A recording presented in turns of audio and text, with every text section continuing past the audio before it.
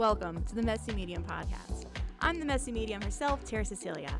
I'm here to spill the tea on all things life, death, legacy, and everything in between. This podcast, we're not afraid to get a little messy. Hi, hello, welcome to the Messy Medium Podcast. It's Tara, your host. A couple little housekeeping announcements this week before we dive into our topic, our conversation. We're talking about death this week, just so you know, just prepare yourself. So I'm very excited to announce that I have been nominated for a podcasting award in the horror, thriller, and paranormal section with the Women Podcasting Network. I'm very excited. It is an honor to have this opportunity. So the voting starts for that August 1st. This podcast is being shared prior to the voting being opened. It runs August 1st through October 1st, I believe. So once all the details and everything is open, I will be sharing. So prepare to be sick of me because let's try and win the category, shall we? Let's make this spooky girl's dreams come true. That would be epic, awesome, incredible. I would be very excited to have, just to be nominated is very exciting. Obviously, I've only been doing this for a year, and to be honest, like we talked about in the last episode, haven't done my best in my opinion, but to already have this happening within a year of podcasting makes me feel so on my purpose. So first of all, thank you for supporting me. I cannot wait to see where this part of the journey goes. And I mean, honestly, it's just it's almost like a thing where I don't, I love to talk, obviously, but I almost don't have the words. I almost do not have the words to express how happy this makes me, how grateful I am, etc. It's just more of a feeling, and it feels great. So there's that. My cat is looking at me. He's like, "Girl, are you kidding me? I'm trying to nap here. It's nap time." No, bud, it's podcasting time. If you can see him, it's Toki. My little Toki, Tony Baloney. You have the craziest name for your animals. Animals are so incredible. Honestly, I should do a whole episode just on animals. Oh, what would be really cool? To talk to an animal communicator. Someone who's a psychic who specializes in communication with animals. All right, let's put a pin in that. Let me remember that I just said that and try to make that happen. That's fascinating to me because that is something, to be honest, that is not something that happens often for me in readings, is communicating or getting animal spirits. I can think of two times that it happened, and one of the animals was a donkey that came through. It was relevant to the reading, but it was either, I think the other time was two dogs and the other time was a donkey. Only me, I was this person is walking up to me. I was in the reading and I was this person's walking up to me and they have a donkey and they're that's them. It was great. That type of validation in a session, you can't get any better, in my opinion. That's just so their personality.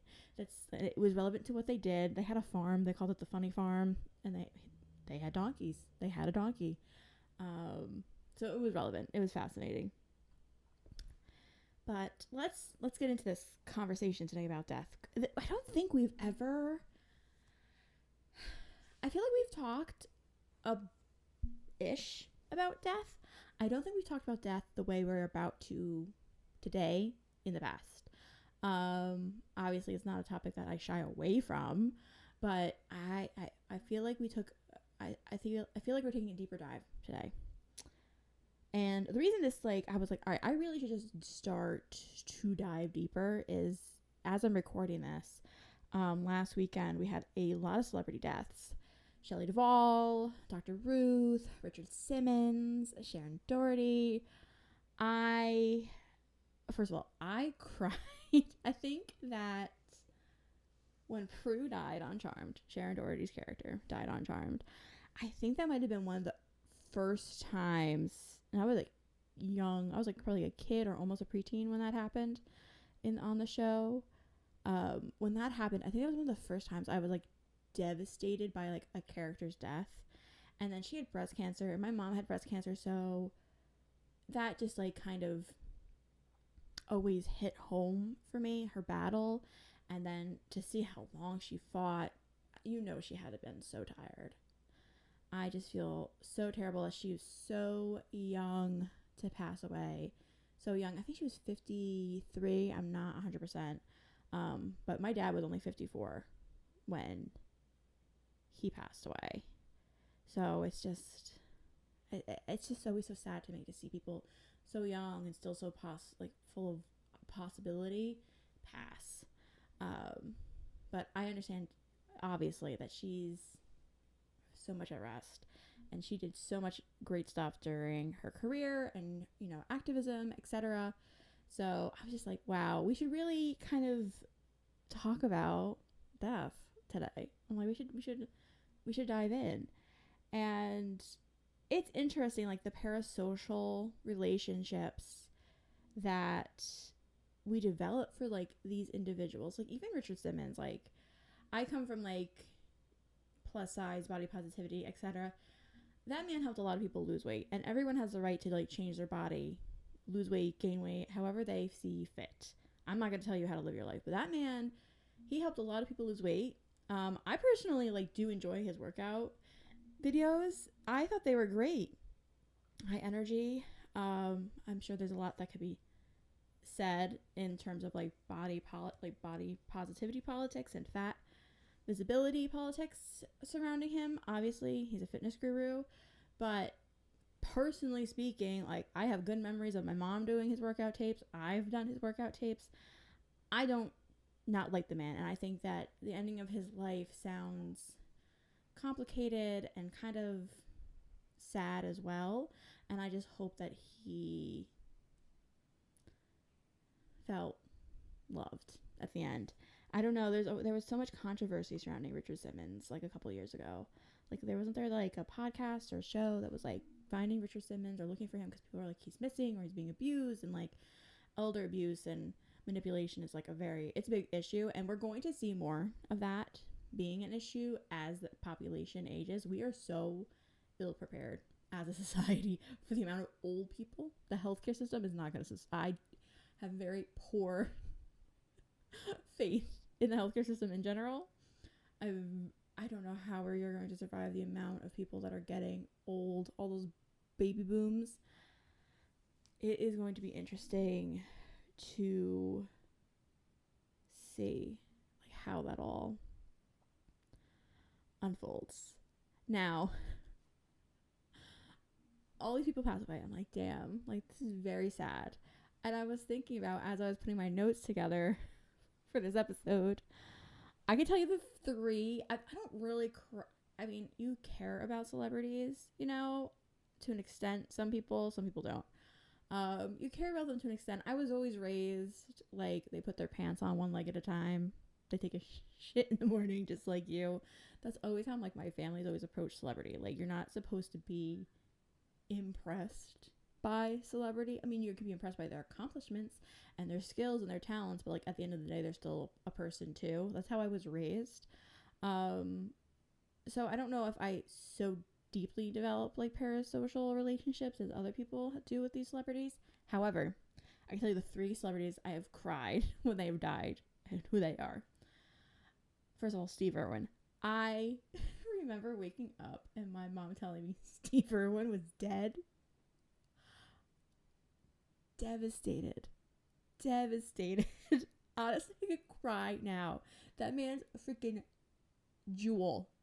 And to see what his son and daughter and his wife have done since his passing, incredible. And to keep that is such a great example of legacy. That is such a great example of leaving your family a legacy and then them continuing the legacy. Like that is going to continue for so long, and it's so incredible for the animals and just the work that they do. So Steve Irwin, that devastated me. I was young when that happened. Then when Carrie Fisher died, I cried. I absolutely sobbed. I was raised a Star Wars girl, and I just thought she was so badass. And like even outside of Star Wars, outside of Princess Leia, I just thought Carrie Fisher was like the coolest.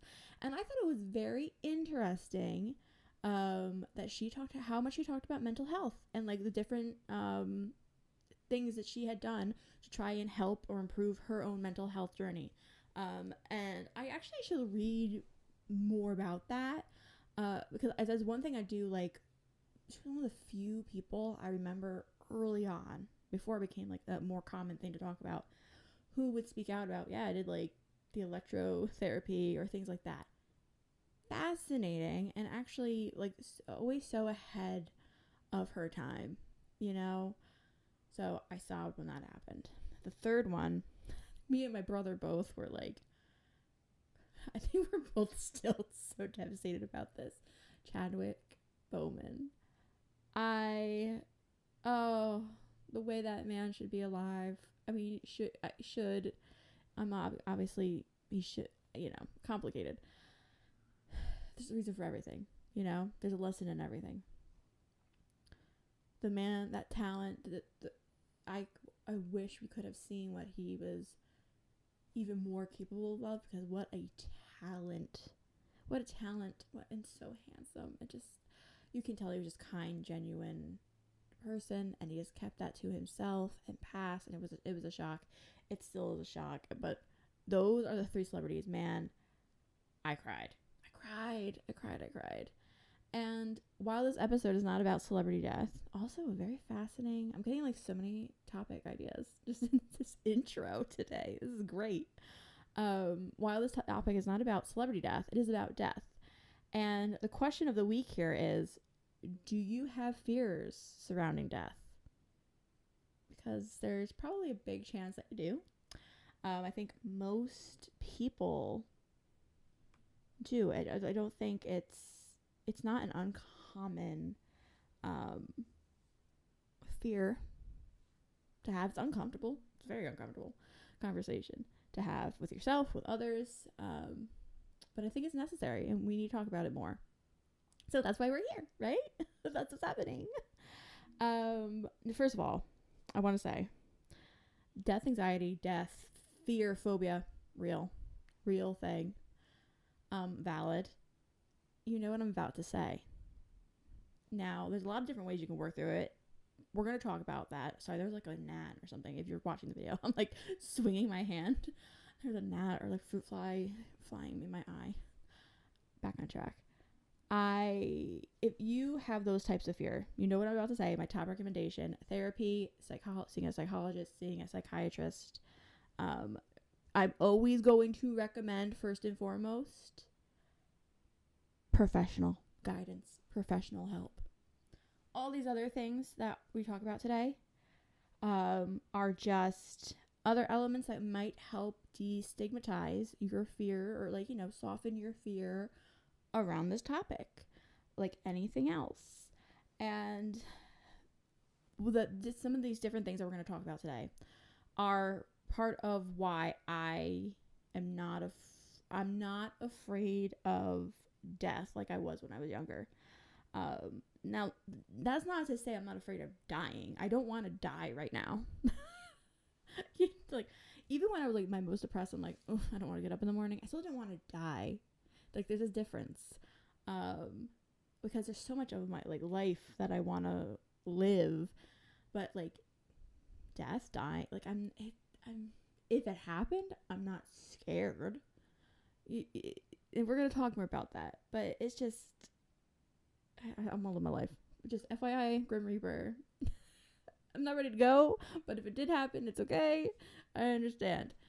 Side note, like, I have had multiple dreams that like I'm best friends with the Grim Reaper. And like I see him and I'm like, hey Grim, and I give him a hug.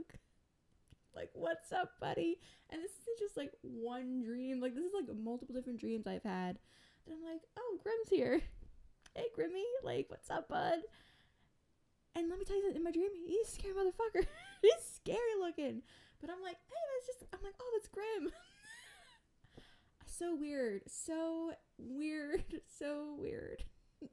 Anyways, I don't know. Side note, I would be like, what are you doing here, dude? My dude, what are you doing? I'm not ready. Well, he's never there to collect me in my dreams, though. It's always like a side quest situation. Now, I'm hoping that through discussing this, you're going to become less frightened. And, you know, unfortunately, I don't want to say unfortunately, but like, this really is, like, death is life's only guarantee. I guess you could say taxes are life's other guarantee. But death is life's only guarantee. We're going to start with the philosophical and spiritual elements of death, which, you know, I could talk about forever.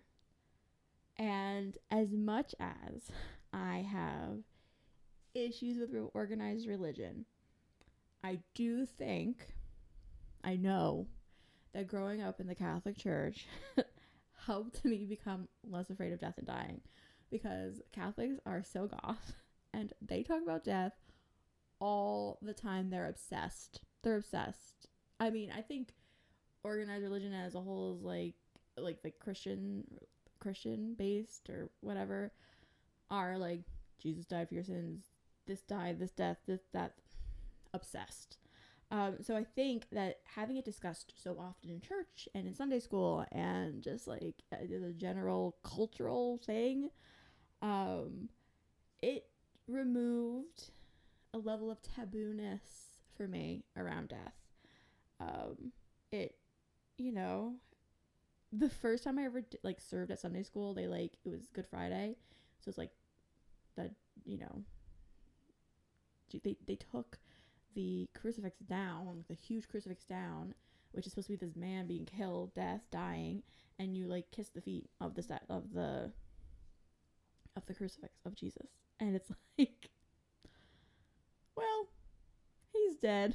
You're kissing his, like, it's just the whole thing. You're so goth. This is such a ritual. This is so witchcraft. But I digress. It just, all the different things that happen and you experience, or at least I experienced in the Catholic Church, it like helped me become less scared of death. And I think that you don't have to believe in these different religions. I'm not saying that. But I think there's something to be said about reading about different cultural beliefs and different religions' belief around death. They're really not very often that different from one another. And I think, I'm not saying you have to believe, but I think there's a philosophical level there too that helps, at least for me, bring some peace in terms of the topic. And like anything else, it is like the content you consume around a topic is going to impact your view on it. So that's why, like, I try to read and watch a lot of content that's like documentaries, books, even like the pages I follow on Instagram, etc., TikTok, and how they talk about death. Or are they death focused or positive? How, you know, are they exposing me to other points of view that kind of help me conceptualize what kind of seems unconceptual to an extent. And it highlights how different perspectives can offer comfort and reduce fear. And I personally have benefited from that a lot. Now, this also extends into art, different art that you can consume, music that can be comforting and insightful and like deal with the different like modalities and themes of death and mortality. Might be easier for you to consume than a documentary. Poetry, one of my favorite ways to kind of work through how I felt about death and dying, and there's a lot out there, and I you know, just explore. I'm not going to tell you how to do it. I'm just going to say, here are some suggestions. I'm not going to I'm not going to tell you how to do it, but I'm going to suggest that you explore within your level of comfort. Because I don't want to sway too much. Like, oh, you should read this, this, this, and this. I have recommendations, sure. But I kind of like it when you get to explore on your own. Because you might be able to bring something else to this conversation in the comments or in a message to me. And I want to kind of let you have that open invitation to, like, here are different ways you could explore it. I don't want to sway and give too much of my own personal opinion on, like, these are the specific things, if that makes any sense. Now, another area of this conversation around death that is more focused on the medical and scientific perspective. Now, I am not a medical professional. I don't want to say I'm a scientist, but I think we're all kind of scientists to an extent, but I'm not a scientist. And I would love to have my husband on here eventually, because he actually is a hospice nurse, RN, caregiver, case manager, care manager. I don't know what he does. He takes care of dead people, dying people. And I guess, he does take care of dead people.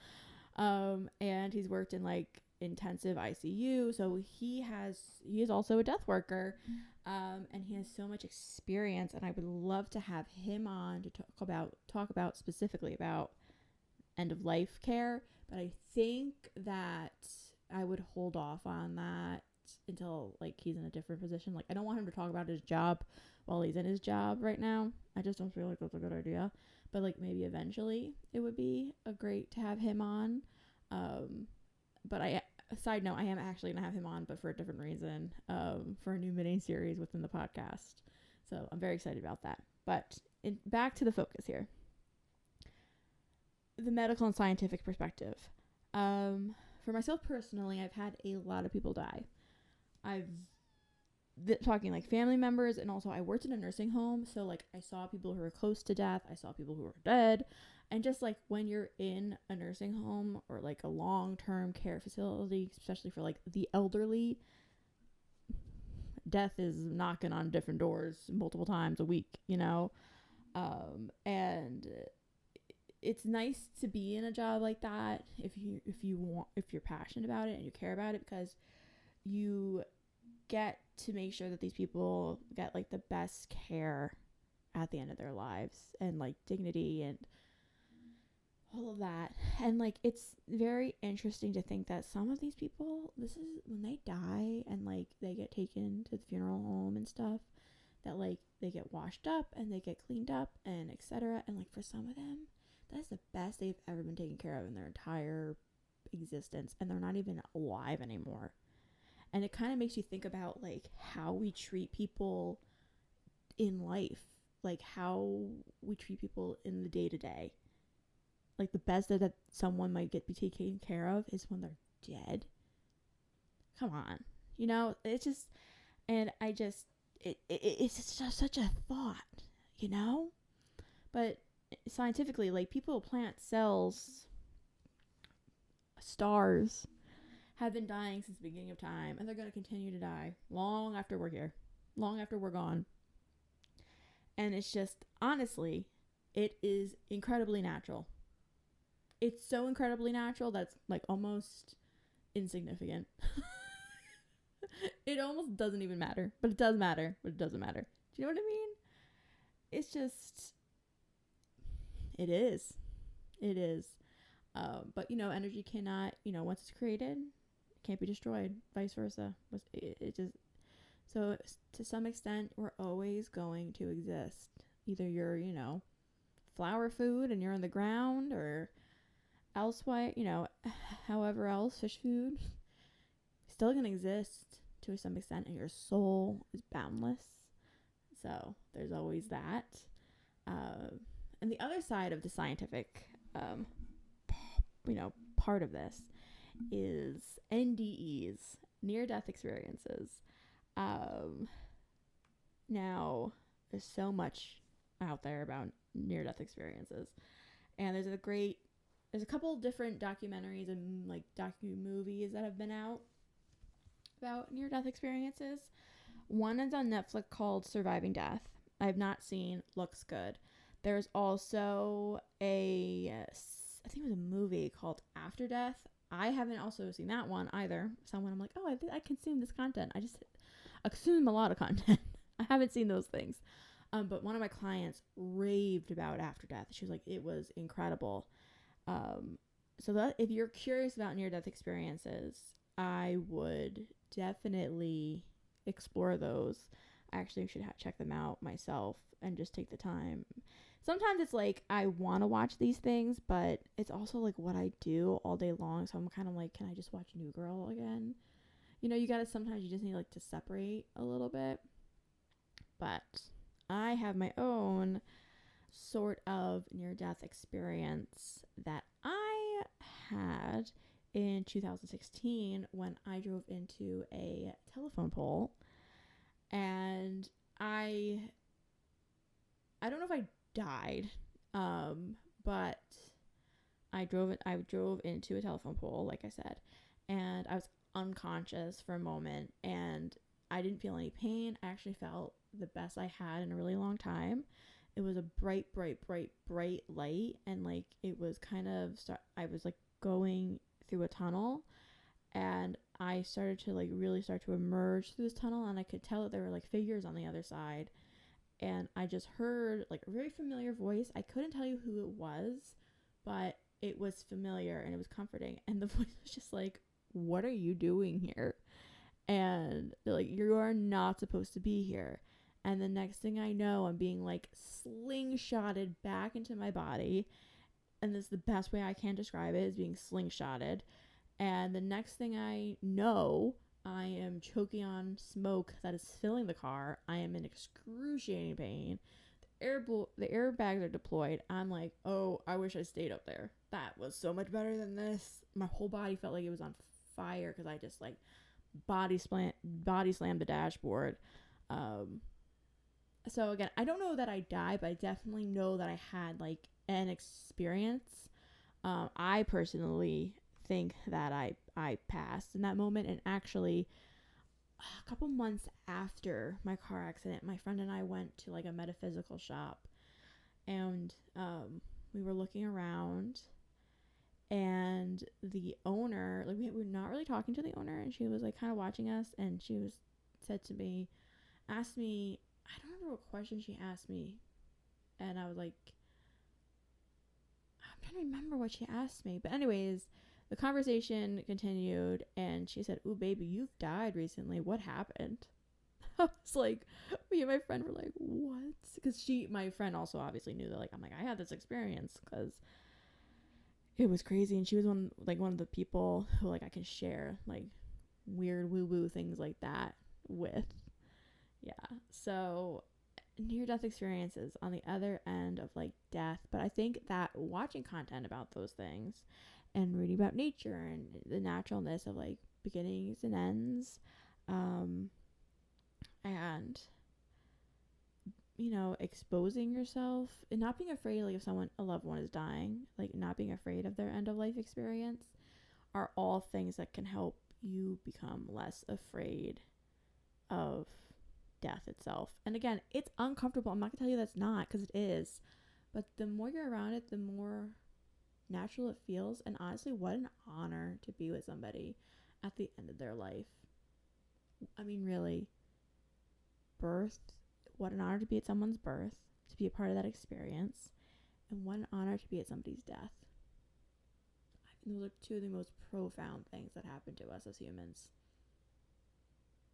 I mean, really, think about it. It's wild. Now, continuing this conversation, reflection and acceptance are going to be very crucial in like your journey towards like destigmatizing your fears around death.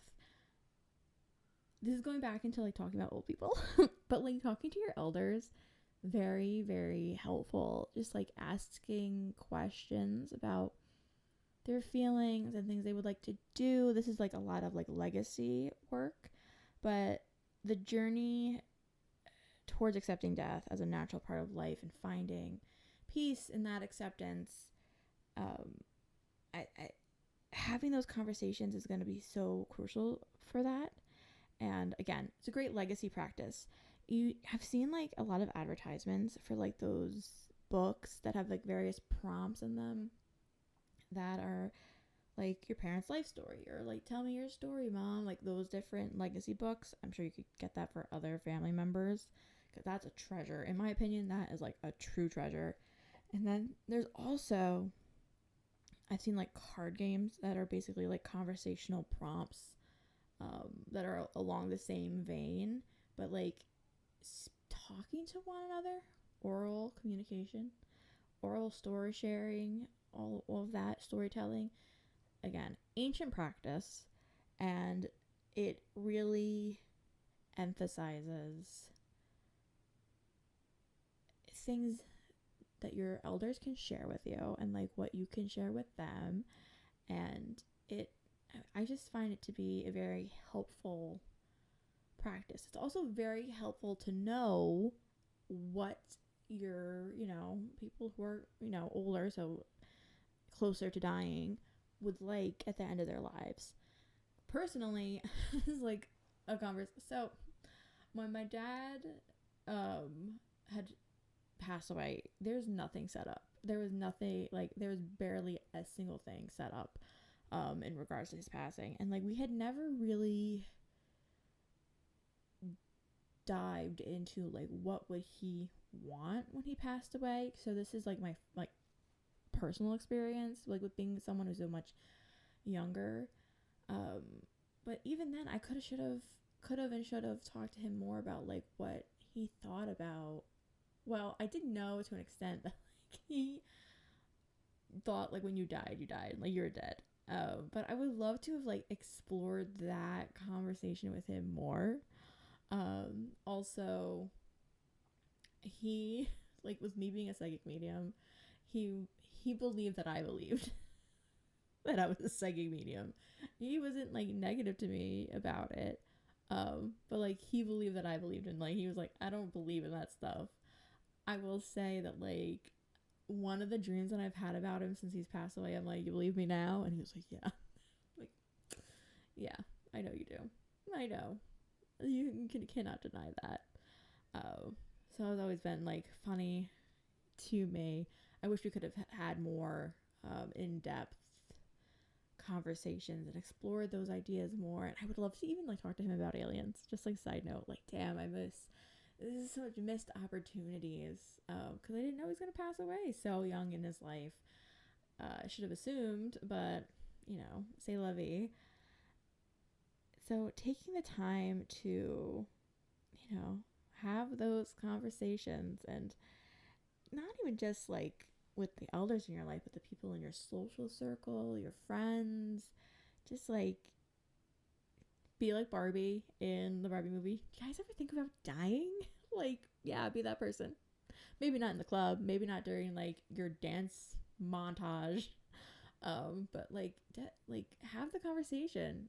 I think you'll benefit. I think everyone will benefit from kind of breaking down the stigma around death, breaking down the creepy crawlies around it. Because really, is it really that creepy? Is it really that crawly?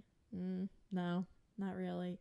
Again, extremely natural, so incredibly natural that it's kind of insignificant and significant. It kind of reminds me of the quote, like, I am nothing and I am everything. It's just like,